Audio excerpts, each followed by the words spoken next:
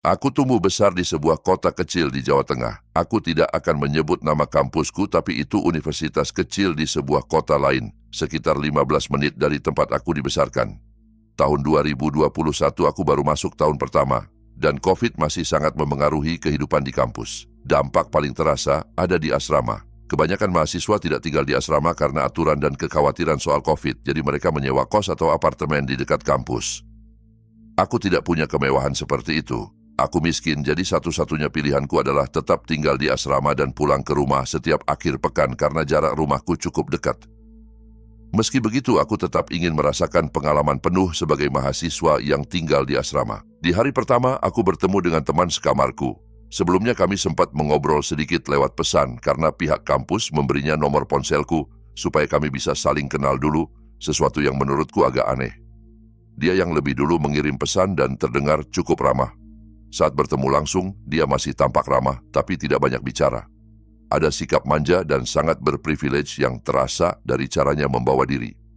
Suatu kali saat kami mengobrol, dia berkata, "Sekarang hampir semua orang punya kamar sendiri karena mahasiswa sedikit.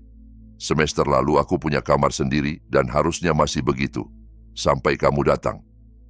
Aku sempat tertegun dan tidak tahu harus menjawab apa, jadi aku hanya mengganti topik dan mencoba melanjutkan obrolan seakan tidak ada apa-apa. Aku memberitahunya bahwa rumahku dekat dan aku akan pulang setiap akhir pekan, berangkat hari Jumat dan kembali Senin pagi sekitar jam 6. Di hari-hari biasa dia jarang ada di kamar.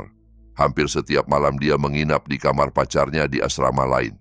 Lalu mulai bagian yang menyeramkan. Di hari Jumat pertama, aku mengemas tas untuk akhir pekan dan pulang. Senin pagi jam 6, seperti yang sudah kukatakan padanya, aku kembali ke asrama. Aku belum ada kelas sampai jam 10, jadi aku memutuskan untuk tidur lagi. Kasurku dilapisi busa memori foam yang tebal. Setelah berbaring sekitar 10 menit, aku merasakan tepi kasurku mengempis, seolah ada sesuatu yang menekan. Aku tidak bergerak. Aku menunggu sekitar 1 menit. Kepalaku masih belum benar-benar memproses apa yang sedang terjadi karena aku sangat mengantuk.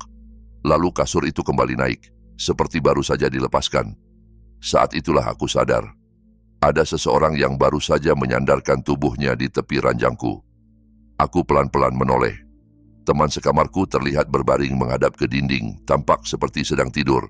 Aku memaksa diri untuk menelan rasa tidak enak di dada, mengabaikannya, lalu kembali memejamkan mata. Akhir pekan berikutnya pola yang sama terulang. Hari Jumat aku pulang dan Senin pagi aku kembali ke asrama jam yang sama. Lagi-lagi aku ingin tidur sebentar sebelum kuliah.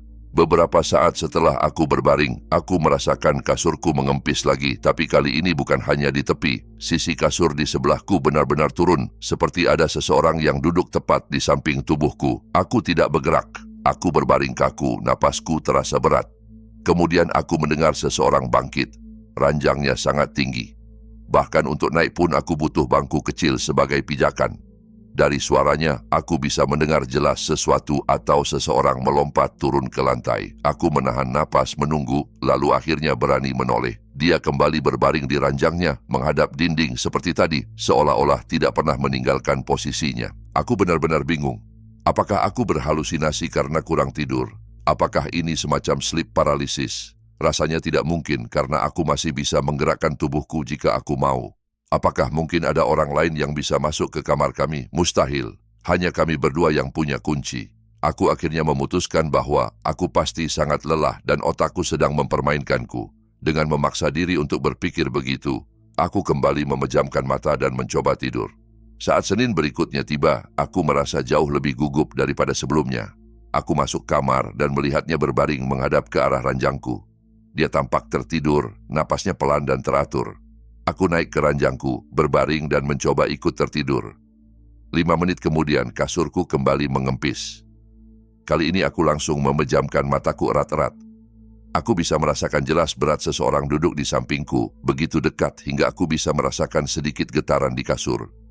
Aku menahan napas, mengumpulkan keberanian untuk berbalik. Lalu, tiba-tiba, ada tangan yang menyentuh bagian belakang leherku. Saat itu jantungku serasa jatuh sampai ke perut. Ruangan terasa semakin dingin. Aku benar-benar yakin aku akan pingsan. Tangan itu tidak mencekik, tidak menarik, hanya diam menempel di kulit leherku, dingin dan berat, seperti sedang mengukur seberapa jauh dia bisa melangkah. Waktu terasa berhenti. Beberapa detik menjelma menjadi seperti berjam-jam. Aku tidak berani menggerakkan satu otot pun. Akhirnya, aku merasakan beban di kasur berkurang. Tangan itu menjauh. Sosok di sampingku bangkit dan turun dari ranjang. Aku masih tidak bergerak. Aku membeku beberapa saat lagi, menelan rasa panik yang sudah naik ke tenggorokan. Setelah yakin tidak ada suara apapun, aku dengan sangat pelan berbalik. Teman sekamarku kembali berbaring menghadap ke dinding seolah-olah tertidur lelap. Saat itu, aku tidak peduli lagi apakah dia pura-pura atau tidak. Aku langsung turun dari ranjang, keluar kamar tanpa menoleh, dan menelepon ibuku dengan tangan gemetar. Hari itu aku tidak masuk kelas. Di telepon, aku menceritakan semuanya dengan detail. Ibuku yang kemudian melapor ke pihak kampus. Syukurlah mereka mengizinkanku pindah kamar. Pihak kampus bertanya apakah aku ingin melibatkan polisi. Aku mengatakan tidak. Tidak ada bukti nyata bahwa dia melakukan sesuatu padaku. Tidak ada rekaman, tidak ada saksi. Hanya tubuhku, ketakutanku, dan kasur yang mengempis. Aku hanya meminta satu hal pada pihak kampus. Jangan menempatkannya sekamar lagi dengan siapapun. Setelah selesai menata barang-barang di kamar baruku, beberapa hal mulai terlintas di kepalaku. Dia pernah bercerita bahwa sebelumnya dia juga punya teman sekamar, tapi orang itu tidak bertahan lama. Dia tidak pernah menjelaskan alasannya, dan waktu itu aku tidak terlalu memikirkan hal tersebut. Aku juga teringat pada satu kejadian aneh. Suatu hari dia membuka sebuah laci terkunci miliknya. Di dalamnya ada sekitar 10 botol obat resep. Katanya itu semua untuk masalah kulit.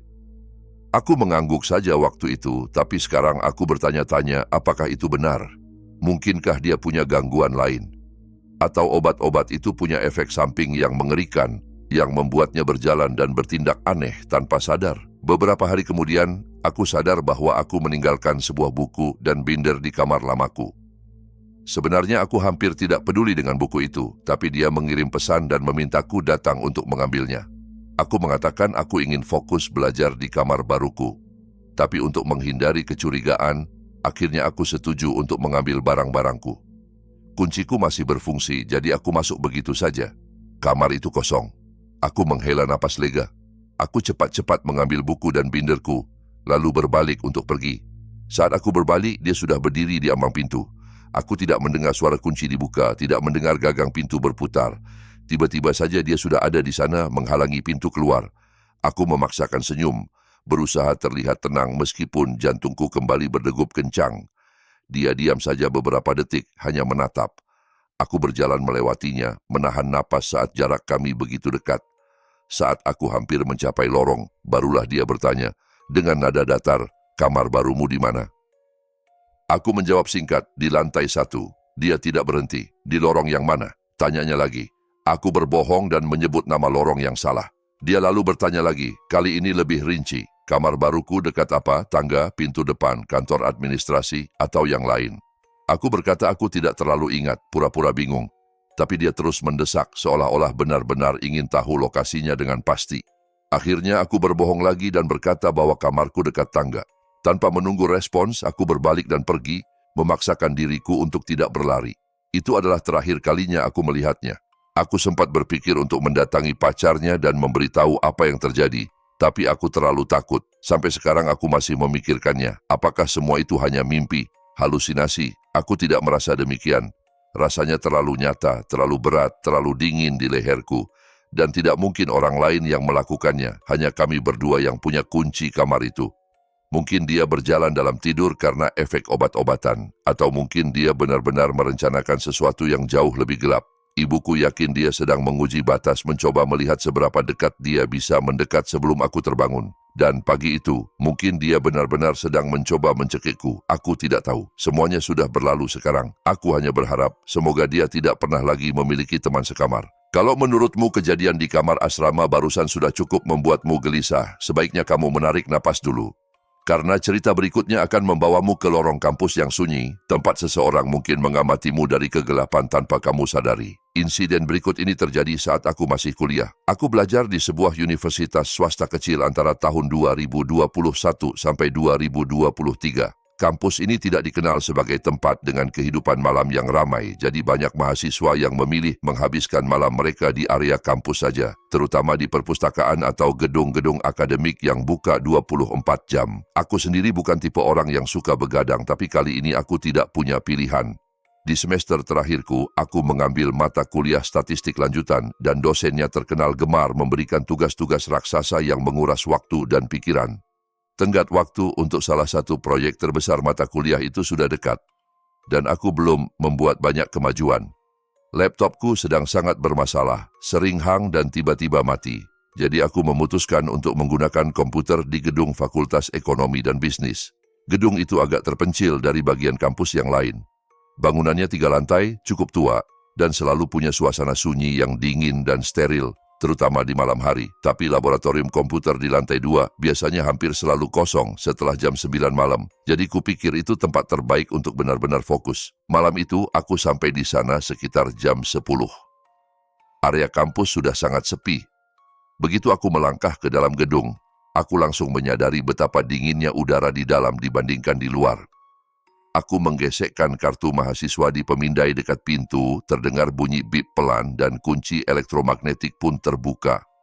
Aroma menyengat bahan pembersih memenuhi seluruh koridor, tanda bahwa petugas kebersihan sudah selesai berkeliling dan kemungkinan besar tidak akan ada lagi orang mondar-mandir malam itu. Aku berjalan langsung ke lab komputer, menyalakan salah satu unit dan mulai mengerjakan tugasku.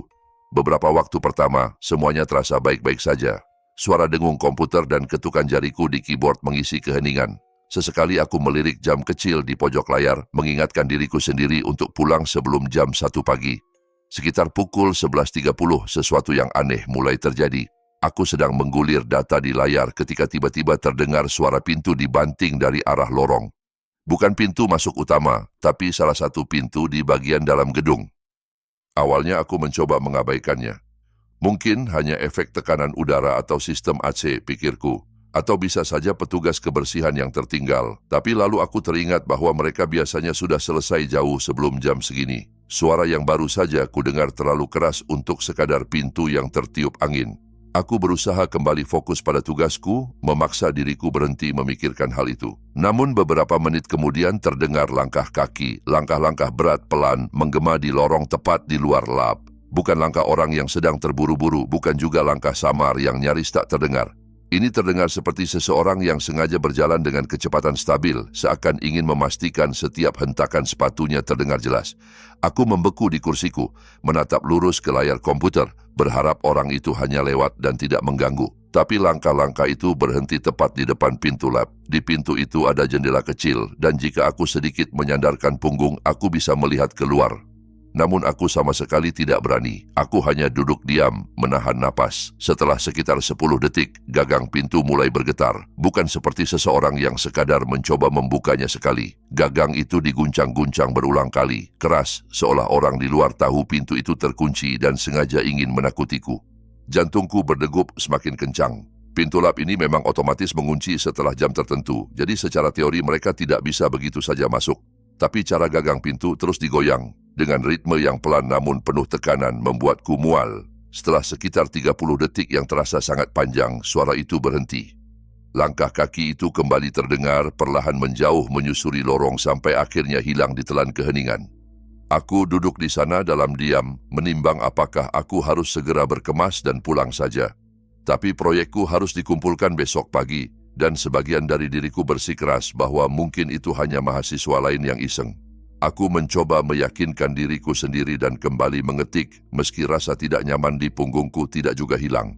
Tidak sampai 10 menit suara itu datang lagi. Tapi kali ini bukan di luar pintu. Suaranya berasal dari atas kepalaku. Langit-langit di gedung itu terdiri dari panel-panel tipis yang dapat diangkat. Dan kadang aku bisa mendengar suara pipa ketika pemanas menyala. Tapi ini bukan suara pipa. Ini suara jelas seseorang atau sesuatu yang merangkak atau menyeret tubuhnya di atas panel-panel tersebut, tepat di atas kursiku. Aku menatap ke atas dengan rasa takut yang sulit dijelaskan. Salah satu panel di atas mejaku bergeser sedikit, hanya beberapa milimeter cukup untuk menunjukkan bahwa ada beban yang menekan dari sisi lain. Lalu terdengar bunyi berderit pelan, seperti seseorang yang mencoba menurunkan tubuhnya dengan hati-hati agar tidak menimbulkan suara. Saat itu juga aku menyerah. Aku mencabut flash disk dari komputer, menyambar buku catatanku, memasukkannya secara asal ke dalam ransel, lalu berlari ke pintu lab. Begitu aku melangkah keluar ke koridor, rasanya seperti masuk ke dunia lain. Lorong itu remang-remang, diterangi lampu neon yang berkelip dan berdengung pelan. Satu-satunya suara yang terdengar hanyalah derit langkah sepatuku di lantai. Aku berjalan cepat, berusaha menahan diri untuk tidak langsung berlari. Aku mencapai pintu tangga darurat, mendorongnya keras dan mulai menuruni tangga. Disitulah aku membuat kesalahan. Aku menengadah. Di bordes tangga di atas, hanya satu lantai di atasku, berdiri seorang pria. Dia jelas bukan mahasiswa, juga bukan dosen.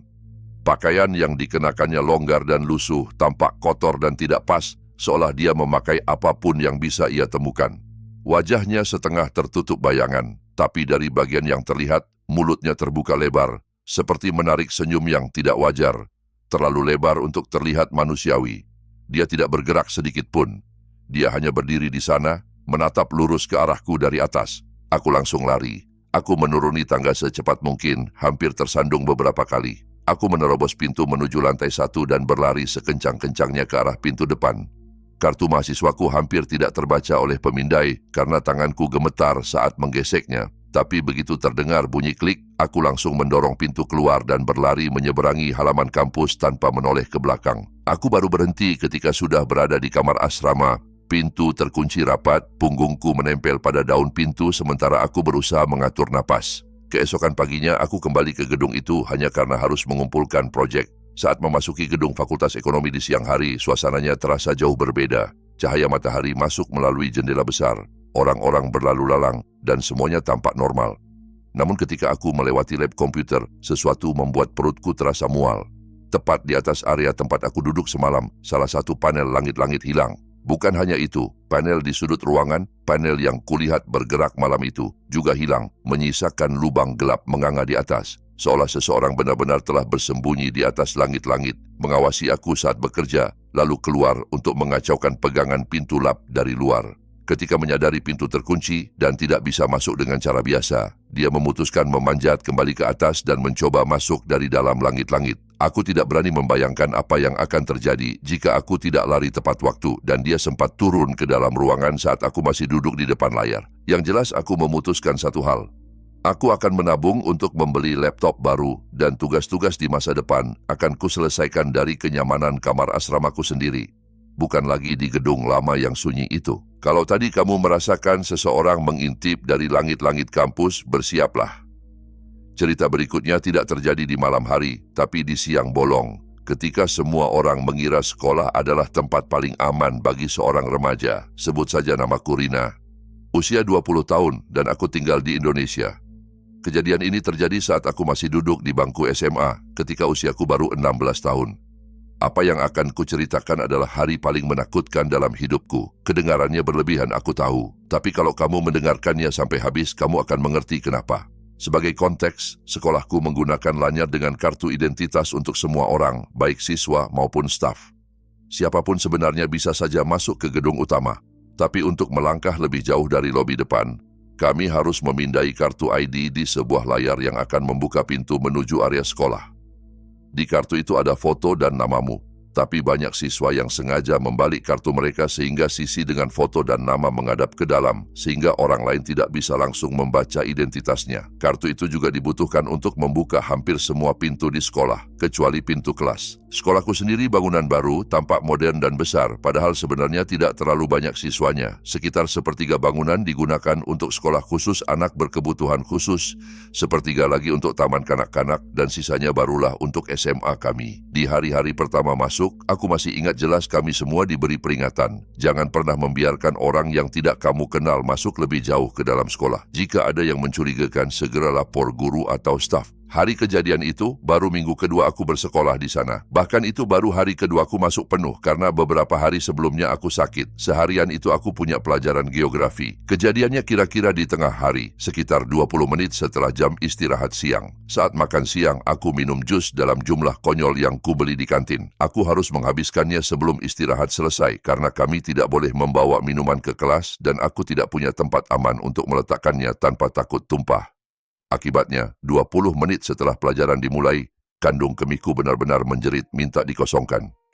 Aku meminta izin kepada guru geografi untuk ke toilet sebentar. Biasanya kami tidak boleh ke kamar mandi saat pelajaran berlangsung, Jadi dia terlihat cukup kesal karena kami baru saja selesai istirahat. Tapi dia bisa melihat dari wajahku bahwa aku benar-benar tidak tahan lagi, jadi dengan enggan ia mengizinkan. Penting untuk diingat, di jam-jam seperti ini, hampir tidak ada orang yang berjalan-jalan di area sekolah. Koridor kosong, kantin sepi, dan bahkan guru-guru jarang terlihat berkeliaran. Aku keluar kelas dan melewati sepasang pintu ganda menuju kantin. Saat itu kantin benar-benar kosong. Tidak ada satupun siswa atau guru di sana. Aku terus berjalan menuju ruangan besar lain yang berisi deretan kelas di sisi lain gedung, menggunakan toilet yang ada di dekat sana, lalu kembali lagi ke kantin untuk pulang ke kelas. Ketika aku membuka pintu kembali ke kantin, ada seorang pria duduk di salah satu meja. Bukan sesuatu yang terlalu aneh, kadang ada guru atau staf yang duduk di sana. Usia orang itu jelas terlalu tua untuk disebut siswa, jadi aku mengira dia entah guru, staf, atau mungkin orang tua murid yang menunggu seseorang. Aku berjalan melewatinya tanpa banyak berpikir, sampai dia berkata, "Hei!" Refleks aku mengeluarkan suara kecil seperti jeritan tertahan. Aku memang tipe yang mudah terkejut, dan aku tidak menyangka dia akan menyapaku. Pipiku terasa panas karena malu. Dia tertawa pelan dan berkata, "Maaf, tidak bermaksud menakutimu." Saat itulah aku sadar bahwa di lehernya tergantung lanyar dengan kartu ID. Melihat itu, aku semakin yakin bahwa dia adalah guru atau staf sekolah. Namun kalau kupikir lagi sekarang, ada satu detail yang mengganggu. Kartu identitasnya terbalik, sisi yang seharusnya memajang nama dan wajah justru menghadap ke dalam. Anak-anak di sekolah sering melakukan itu, tapi untuk seorang guru atau staf, itu agak aneh. Waktu itu aku tidak terlalu memikirkannya. Aku butuh bantuan mengangkat beberapa barang kerja dari mobil, katanya kemudian suaranya tenang. "Boleh kamu ikut sebentar membantuku bawa beberapa tas ke dalam?" Tanpa banyak pikir, aku menjawab, "Boleh." Dalam pikiranku, ini hanya guru yang butuh bantuan, dan aku kebetulan sedang lewat. Kami berjalan keluar dari kantin dalam diam, melewati lobi depan, dan keluar dari gedung sekolah. Saat berjalan, aku mulai menyadari sesuatu yang tidak biasa. Guru-guru biasanya akan mengajak bicara, sekadar basa-basi menanyakan kelas atau pelajaran. Tapi dia diam. Tangannya bolak-balik masuk keluar saku, kadang disatukan di depan tubuhnya, gerak-geriknya gelisah. Aku yang pemalu dan canggung di situasi sosial tidak berusaha memulai percakapan juga. Jadi kami berjalan dalam keheningan yang membuatku semakin tidak nyaman. Di depan sekolah ada jalan setapak sekitar 50 meter menuju tempat parkir. Dari pintu utama, kamu sebenarnya tidak bisa melihat mobil-mobil yang terparkir karena tertutup deretan semak dan tanaman tinggi. Jika kamu berjalan lurus tanpa berbelok ke area parkir, kamu akan keluar dari lingkungan sekolah menuju jalan umum. Kami berjalan menuju tempat parkir dalam diam. Saat itu dia berkata, "Barang-barangku ada di bagasi mobil. Ada beberapa tas, jadi aku butuh kamu membantu membawa beberapa ke dalam." Aku mengangguk dan berkata bahwa tidak masalah. Begitu mencapai area parkir, dia menunjuk ke arah ujung. "Mobilku yang biru di sana," katanya. Semakin dekat, aku mulai memperhatikan sesuatu di kursi belakang mobil itu. Awalnya hanya seperti bayangan, bentuk gelap yang aneh. Beberapa langkah kemudian, pandanganku menjadi jelas. Di kursi belakang, ada setidaknya 2 orang pria lain yang bersembunyi, berjongkok seolah berusaha menekan tubuh mereka agar tidak terlihat. Aku langsung membeku. Alih-alih berbalik dan lari, pikiranku seperti kosong. Sepertinya mereka menyadari bahwa aku sudah melihat mereka, karena tiba-tiba pintu belakang mobil terbuka. Seorang pria lain bergegas keluar, dan di saat yang hampir bersamaan, pria yang berjalan bersamaku, yang kukira guru, menyambar lenganku ketika aku berbalik hendak melarikan diri ke arah sekolah. Pria ini tinggi dan besar. Untuk konteks, aku hanya sekitar 155 cm dan kurus. Aku sendiri tidak tahu bagaimana aku bisa melepaskan diri. Mungkin karena dorongan adrenalin. Dengan seluruh tenaga yang kupunya, aku menghentakkan lenganku sekuat mungkin hingga cengkeramannya terlepas. Lalu aku berlari sekencang yang aku bisa kembali ke arah gedung sekolah. Aku bisa mendengar beberapa pasang langkah berat berlari di belakangku, menghentak aspal. Syukurlah, mereka berhenti mengejarku tak lama setelah aku mulai berlari. Pintu utama sekolah terbuat dari kaca besar dan otomatis terbuka dengan sensor, jadi aku harus menunggu sedetik sebelum bisa masuk. Jika mereka terus berlari, mereka pasti bisa menyusulku sebelum pintu itu sempat terbuka penuh. Mungkin mereka menyadari bahwa berlari mengejar seorang siswa ke arah pintu kaca sekolah penuh risiko, terlalu terbuka, terlalu mudah terlihat orang lain. Begitu pintu terbuka, aku menerjang masuk ke lobi dan langsung berlari menuju kafe kecil yang menempel pada perpustakaan. Kafe itu masih buka dan ada seorang pegawai yang berdiri di belakang meja. Aku mendekatinya dalam keadaan hampir menangis, mengatur napas terputus-putus lalu menceritakan apa yang baru saja terjadi. Dia menenangkanku, memintaku duduk lalu menemaniku berjalan mencari ruangan guru. Di sana, ia menghubungi orang tuaku dan polisi. Di tempat parkir ada kamera CCTV, jadi wajah dan mobil para pelaku terekam dengan jelas. Belakangan aku tahu bahwa mereka tertangkap dan didakwa atas percobaan penculikan. Ternyata pria itu bisa masuk ke dalam gedung sekolah karena ada seorang siswa yang menjatuhkan lanyard dengan kartu identitas mereka di luar. Itulah yang dipakainya untuk melewati pintu pemindai. Itu juga alasan kenapa ID-nya dipasang terbalik. Dia tidak ingin ada yang melihat bahwa foto di kartu itu bukan dirinya. Aku tidak kembali ke sekolah selama beberapa minggu, dan sampai sekarang aku masih menjalani terapi untuk menangani trauma dari kejadian itu. Menuliskan dan menceritakan semuanya seperti ini sedikit membantuku memproses apa yang terjadi. Sampai hari ini tetap menjadi pengalaman paling menakutkan dalam hidupku. Kalau setelah mendengar semua ini kamu tiba-tiba merasa tidak nyaman setiap kali melintasi koridor yang sepi, jangan kaget. Ketakutan punya cara sendiri untuk menempel di benakmu, bahkan setelah cerita berakhir.